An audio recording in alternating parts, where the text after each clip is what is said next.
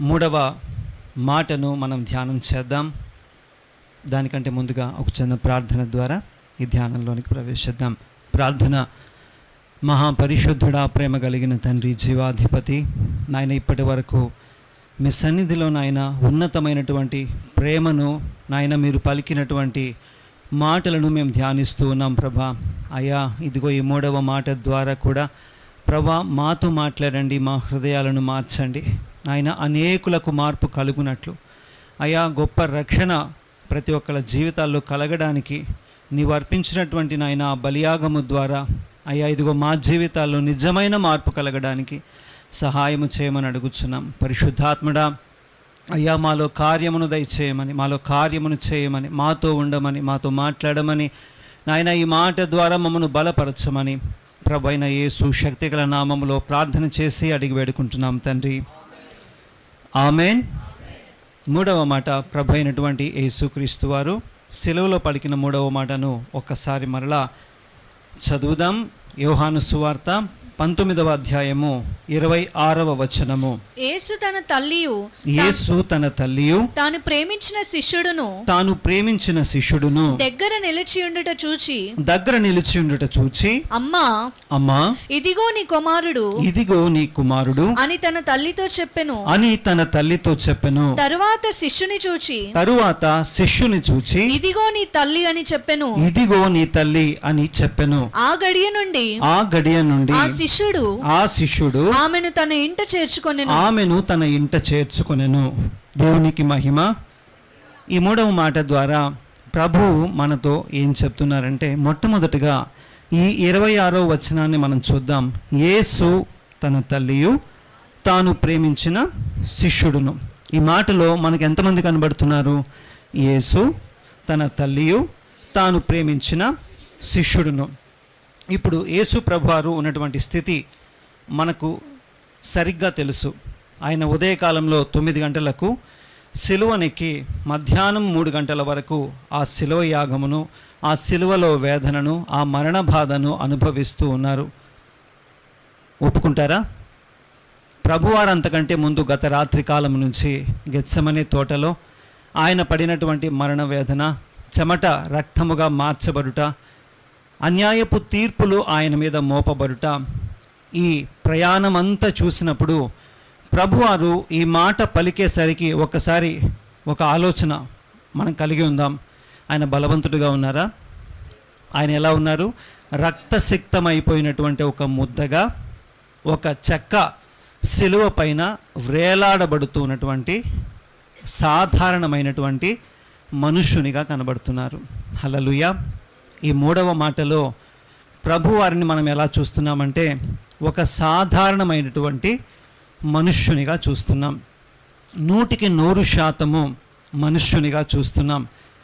యేసు ప్రభువారి గురించి మనం ఒక్కసారి మాట్లాడాలి అంటే, మహోన్నతమైనటువంటి దేవుని చిత్తమును, మానవుల పట్ల దేవుని రక్షణను నెరవేర్చడానికి ఆదాము మొదలుకొని చివరాఖరు వరకు పుట్టబోయేటటువంటి మనుష్యులందరికీ పాపము వల్ల వచ్చే జీతము మరణము లేకుండా, నరకము లేకుండా వారిని రక్షించడానికి ఆయన ఒక క్రియ శిలువ పైన చేశారు. ఏంటంట? బలియాగముగా పరిశుద్ధుడైనటువంటి దేవుని కుమారుడు తనను తాను అర్పించుకున్నారు. ఉదయకాలము 9 గంటల నుంచి రమారమి మధ్యాహ్నము 12 గంటలు ఆయా సమయాల్లో ప్రభువారు ఆ శిలువ పైన వేదన నొందుతూ రక్తసిక్తమైనటువంటి దేహముతో ఉంటున్నారు. ఇది యేసు ప్రభువారి స్థితి ఆయా సమయానికి. తర్వాత ఎవరుంటున్నారు? యేసు తన తల్లియు. యేసు ప్రభువారి తల్లి ఎవరో ఒక్కసారి చెప్తారా? మరియమ్మ.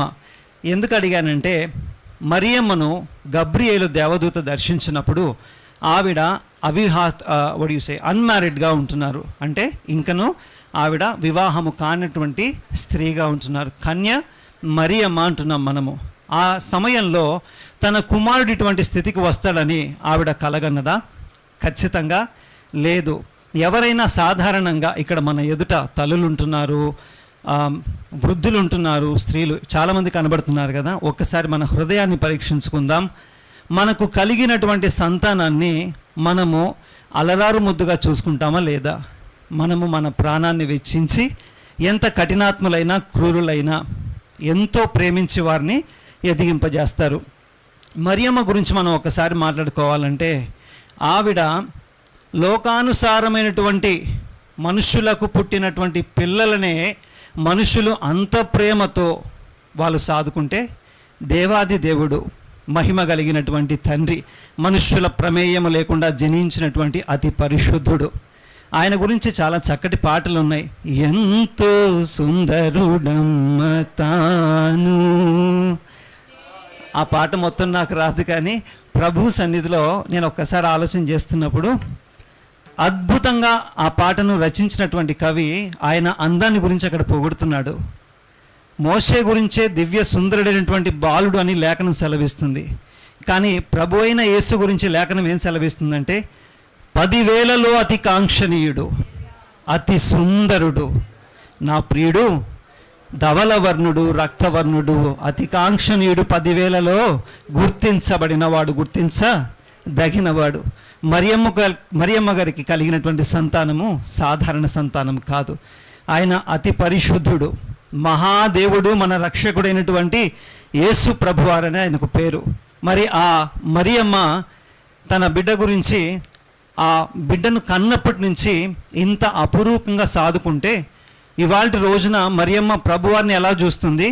ఒక చెక్క కొయ్య పైన, శిలువ పైన మాంసపు ముద్దగా వేలాడుతున్నటువంటి ఒక దేహాన్ని చూస్తున్నప్పుడు ఆవిడ హృదయం ఎలా ఉంటుంది?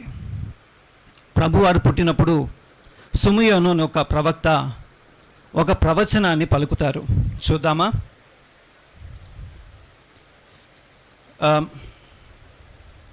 లూకా సువార్త 2వ అధ్యాయము 35వ వచనము. మరియు నీ హృదయములోనికి ఒక ఖడ్గము దూసుకుపోవునని ఆయన తల్లి అయిన మరియతో చెప్పెను. ఏం దూసుకుపోతుందంట? ఖడ్గము దూసుకుపోతుంది. మరి ఈ మాటలో మరియా ఎక్స్పీరియన్స్ చేస్తున్నటువంటి ఆ స్థితి ఏంటంటే, ఆవిడ హృదయంలోనికి ఆ ఖడ్గము దూసుకొని పోయింది. ప్రవచనము నెరవేర్చబడుతుంది, కానీ మన జీవితాల్లో ప్రవచనం నెరవేర్చబడితే మనం ఏం చేస్తాం? ఎగిరి గంతులేసి మైకు పట్టుకొని మనం సాక్ష్యాన్ని చెప్తాం. ఒకళ్ళకి కాదు, కనబడిన వాళ్ళకి నిద్రపోతూ అందరికీ చెప్పేస్తాం మనం. కానీ మరియ జీవితంలో నెరవేర్చబడుతున్నటువంటి ప్రవచనము ఆమె గుండెలోనికి ఒక ఖడ్గాన్ని పోనిస్తుంది, దూసుకుపోతుంది ఆ ఖడ్గము. ఒకానొక సందర్భంలో ప్రభువారు మరియ గురించి, ఆయన సహోదరుల గురించి ఒక మాట చెప్తారు. ఆయన పరిచర్యలో ఉన్నప్పుడు, ప్రభువా, నీ తల్లి నీ సహోదరులు వచ్చారు అంటే చదవాల్సిన అవసరం లేదు, కానీ నా తండ్రి చిత్తమును చేయువారే నా తల్లియు నా సహోదరులు. మరి ఒక్కసారి బుర్రకు పదును పెడదాం. ఈ 3వ వచనంలో ప్రభు ఏమంటున్నారంట? తల్లిని చూసి అమ్మా. అదేంటి? ఆ మాటకి ఈ మాటకి చాలా వ్యత్యాసం ఉంది కదా. అక్కడ ఏమంటున్నారు తల్లి వచ్చినప్పుడు? నా తండ్రి చిత్తము చేయువారే. మరి మరియ తండ్రి చిత్తం చేసి ఉంటే అక్కడ ఆవిడ్ని స్వీకరించి ఉండవచ్చు కదా.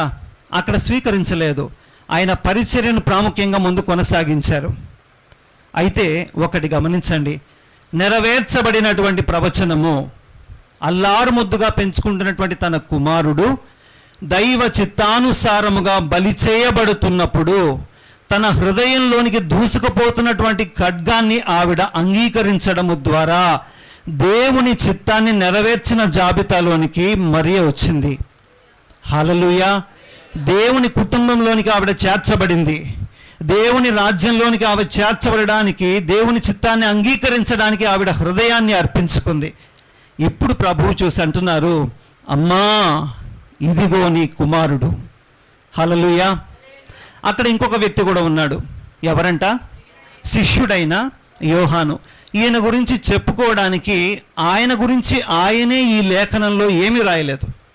ఎందుకంటే ఆయన గురించి ఆయన మరుగు చేసుకున్నాడు. కానీ అక్కడ జరుగుతున్నటువంటి సందర్భాన్ని మనం కొంచెం ఆలోచన చేస్తే, మనము 3 సువార్తల్లో గమనిస్తే అక్కడ దాదాపుగా 4 నుంచి 6, 7 స్త్రీలు మనకు కనబడతా ఉంటారు. మరియతో కలిపి సన్స్ ఆఫ్ జబదయి తల్లి కూడా, జబదయి కుమారుల తల్లి కూడా అక్కడ కనబడుతున్నప్పుడు ఆ వరుసలు మనం కొంచెం గమనిస్తే యోహాను ప్రభు వారికి సమీప బంధువుడు అవుతారు. అయితే ఆ బంధువైనంత మాత్రాన తన తల్లిని, ఆ తల్లి బాధ్యతను ప్రభువు యోహానుకు అప్పగిస్తున్నారంటారా? కొన్ని మాటల ద్వారా దాన్ని మనం తెలుసుకుందాం. మొట్టమొదటిగా, అంత సుందరుడైనటువంటి బాలుణ్ణి అలరారు ముద్దుగా పెంచుకున్న తల్లి ఉంది కదా, ఆ బంధాన్ని మనం ఏమంటామండి? ఆప్యాయత. ఒకసారి అందామా? అఫెక్షన్, ఆప్యాయత.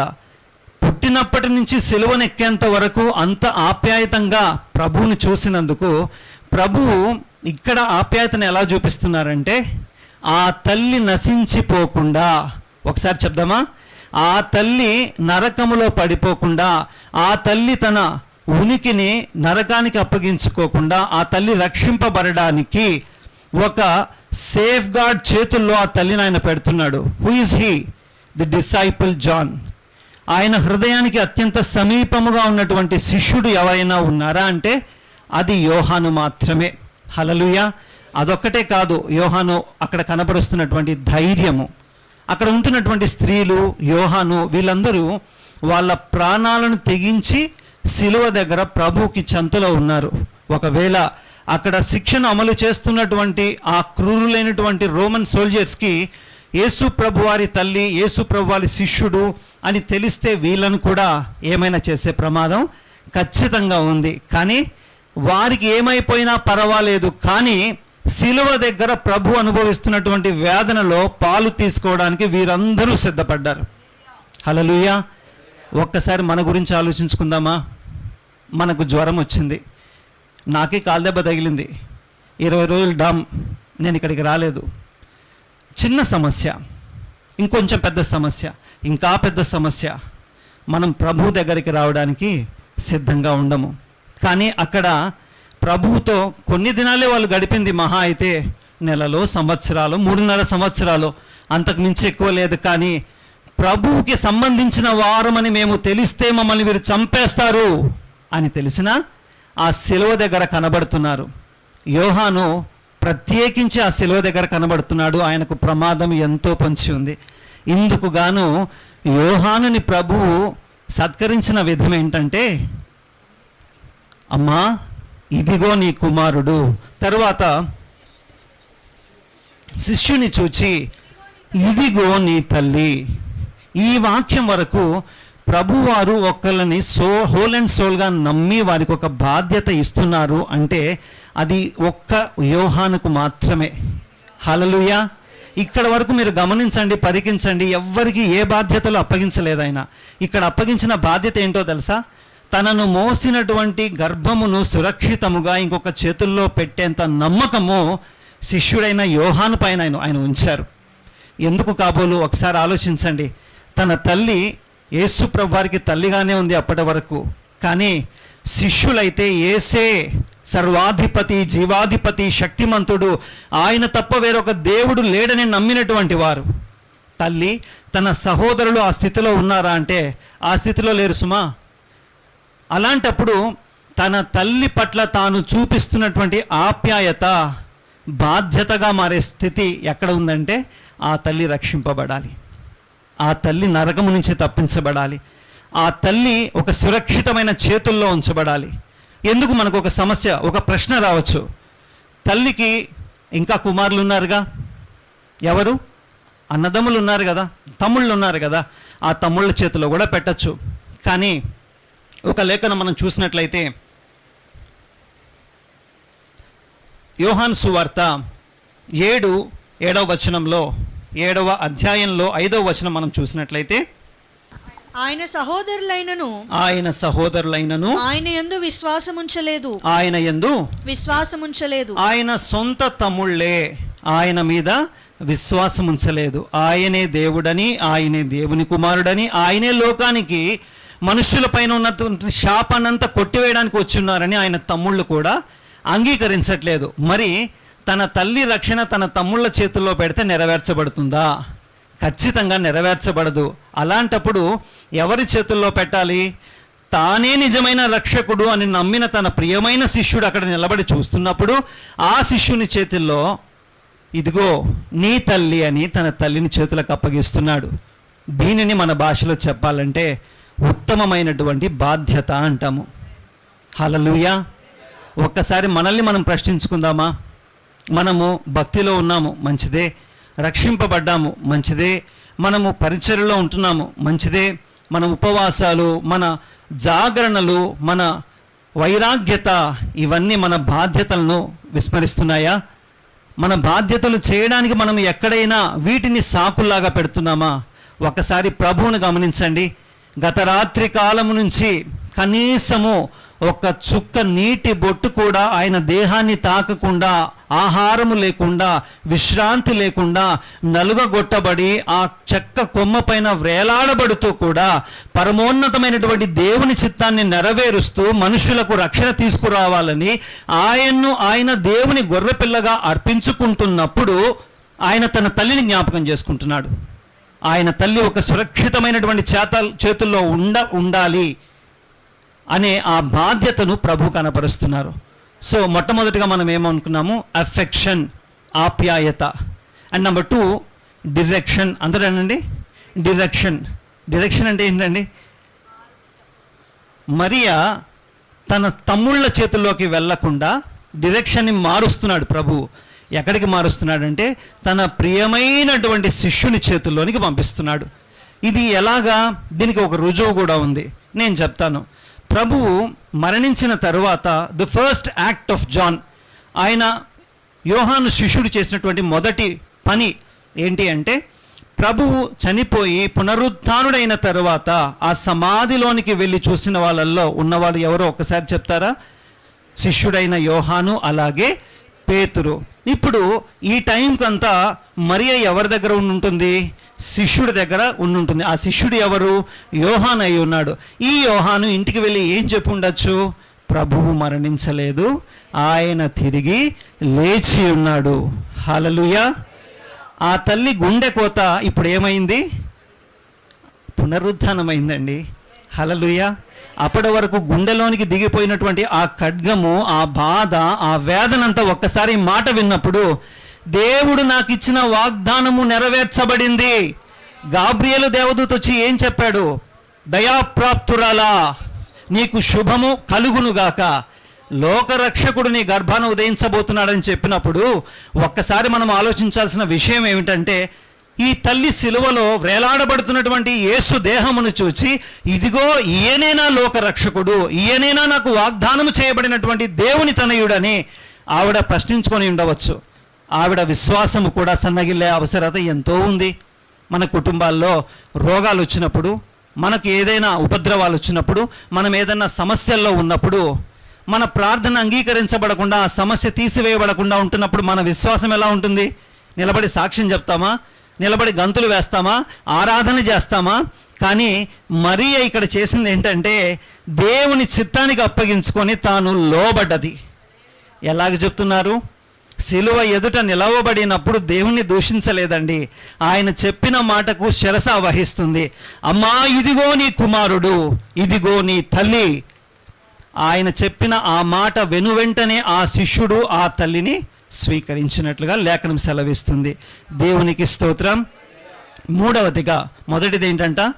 ఎఫెక్షన్, ఆప్యాయత. రెండవది డిరెక్షన్. ఆయన గతిని మార్చాడు, దిశను మార్చాడు. తన తల్లి సేఫ్ గార్డింగ్ హ్యాండ్స్లోకి వెళ్ళడానికి ఆయన ఎంతగానో జాగ్రత్త తీసుకున్నాడు.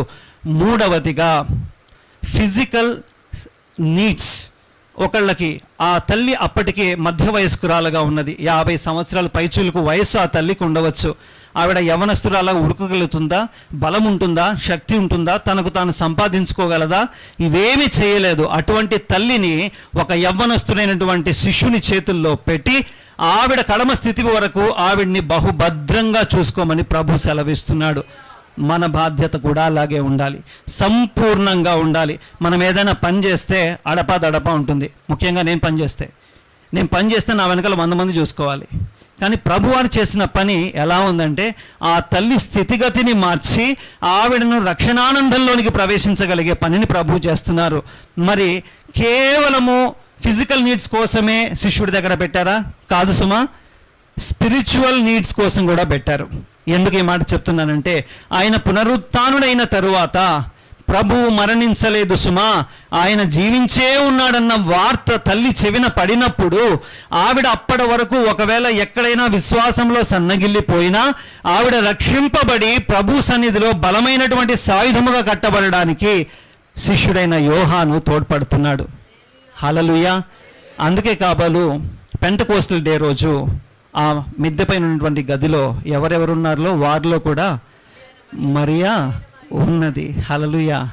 ఆవిడ పైన కూడా పరిశుద్ధాత్మ కుమ్మరించబడ్డది, ఆవిడ రక్షింపబడ్డది. దేవునికి స్తోత్రం. చివరిగా ఒబీడియన్స్. మనం ఎప్పుడు ఈ మాటను ధ్యానించుకున్నా మనం ఏం చెప్తామంటే బాధ్యత బాధ్యత బాధ్యత అని చెప్తాం. బాధ్యతతో పాటు ప్రభు ఇక్కడ చూపిస్తుంది ఏంటంటే విధేయత.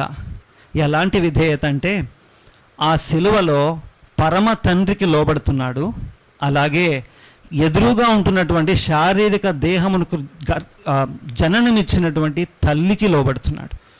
తల్లిని భద్రపరుస్తున్నాడు, తండ్రి చిత్తాన్ని నెరవేరుస్తున్నాడు. ద 5th కమాండ్మెంట్, ధర్మశాస్త్రంలో 5వ ఆజ్ఞ, నీ తల్లిదండ్రులను నీవు దీర్ఘాయుష్మంతుడగునట్లు సన్మానింపుము. ప్రభు సన్మానిస్తున్నాడా? సన్మానిస్తున్నాడు. Jesus is the best son, Jesus is the best teacher, Jesus is the best preacher, Jesus is the best and the perfect king in everything. ఆయన దేంట్లోనైనా ది పర్ఫెక్ట్ గాడ్.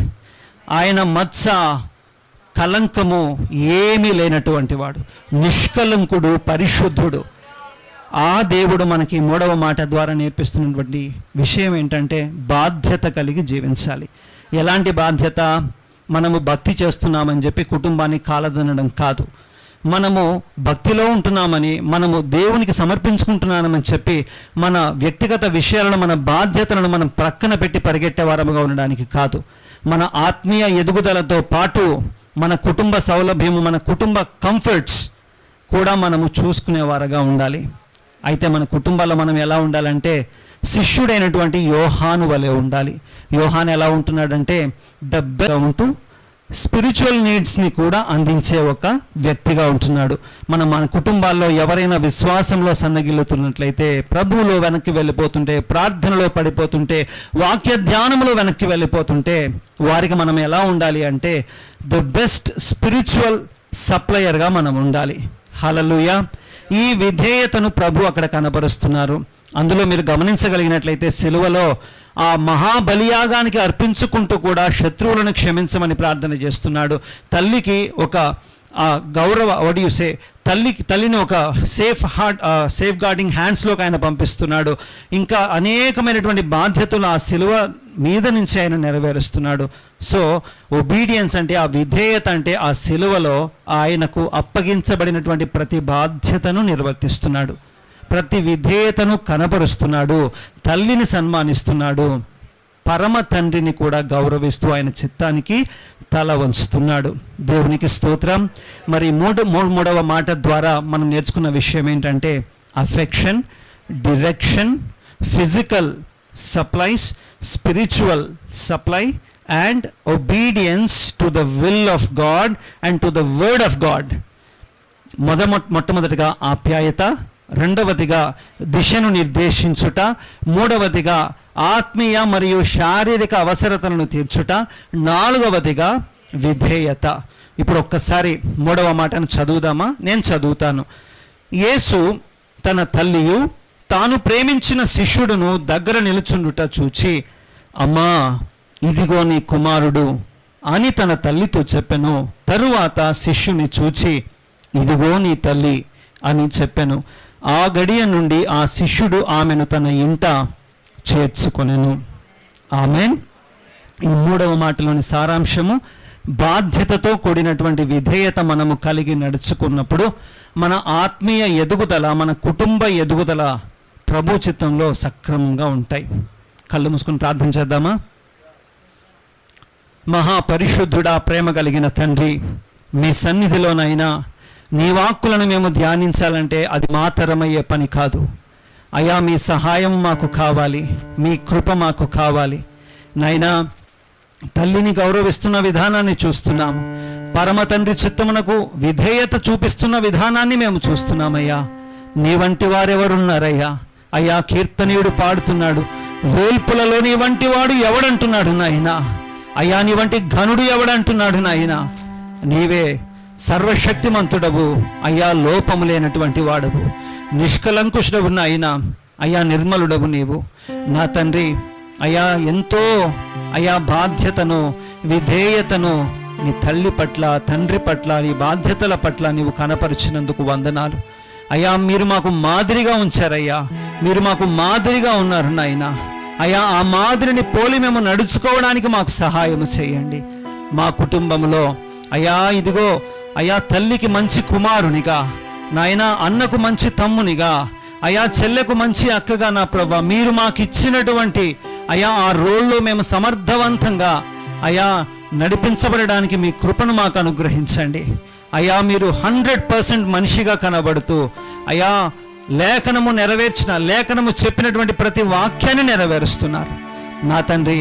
అయా, మాటలు వినేవారిగా కాకుండా ధ్యానించినప్పుడు వాటిని నా ప్రభా ఆగ్రానింపజేసుకుని నాయనా నిర్వర్తించే గుంపులో మేము ఉండడానికి సహాయం చేయమని ప్రభా, మా ప్రార్థనను ఆలకించమని నాయనా. ఈ ధ్యానము వల్ల మేము నేర్చుకున్న ఒక్క మాట అయినా నాయనా అయ్యా మా జీవితాల్లో నెరవేర్చబడడానికి కృప చూపించమని తండ్రి మహిమ మీకు చెల్లిస్తూ ప్రభువగు యేసు శక్తిగల నామములో ప్రార్థించి అడిగి వేడుకుంటున్నాము తండ్రి. ఆమెన్.